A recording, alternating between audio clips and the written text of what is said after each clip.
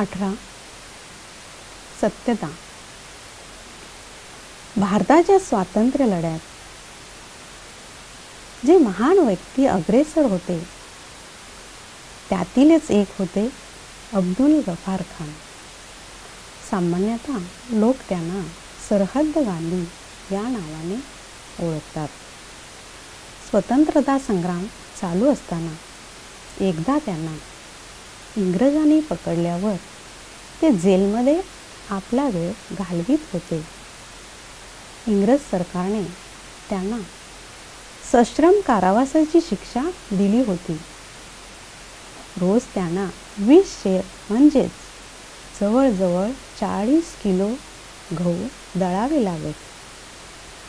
एवढे गहू जर दळून झाले नाहीत तर सैनिक त्यांना त्रास देत. त्यांचे जेलचे अधिकारी खूप दयाळू होते.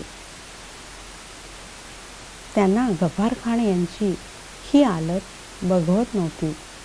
त्यांनी या व्यवस्थेची देखरेख करणाऱ्या अधिकाऱ्याला सांगून 10 शेर गव्हामध्ये 10 शेर पीठ मिसळले आणि गफार यांच्या कानात सांगितले की जेव्हा इंग्रज अधिकारी येथून जाईल तेव्हा तुम्ही दळण दळत राहा. अर्ध्या गव्हाचे पीठ यात मिसळले आहे, त्यामुळे आपल्याला जास्त त्रास होणार नाही.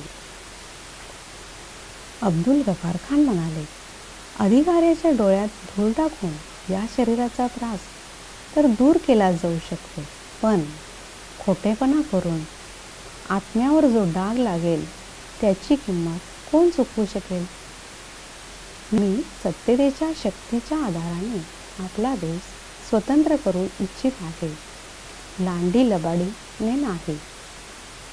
जेलचे अधिकारी त्यांना आदराने नमस्कार करून तेथून निघून गेले. 1890 मध्ये जन्मलेले अब्दुल गफार खान गांधीजींचे पक्के अनुयायी होते. त्यामुळेच त्यांना सरहद्द गांधी या नावाने प्रसिद्धी मिळाली. 20 जानेवारी 1988 या दिवशी पाकिस्तानमधील पेशावर येथे त्यांचे निधन झाले. प्रयोग 1. सत्याचे नाव हेलकावे जरूर खाते परंतु डुबत नाही. 2. सत्याच्या मार्गावर चालणारा पथिक आंतरिक खुशी प्राप्त करतो. 3. परमात्मा सत्यतेचा सागर आहे. परमात्म्याचे ज्ञान हेच सत्य ज्ञान आहे. परमात्म्याच्या प्रति प्रेम हेच सत्याच्या प्रति प्रेम आहे. त्याची प्राप्ती हीच सत्याची प्राप्ती आहे.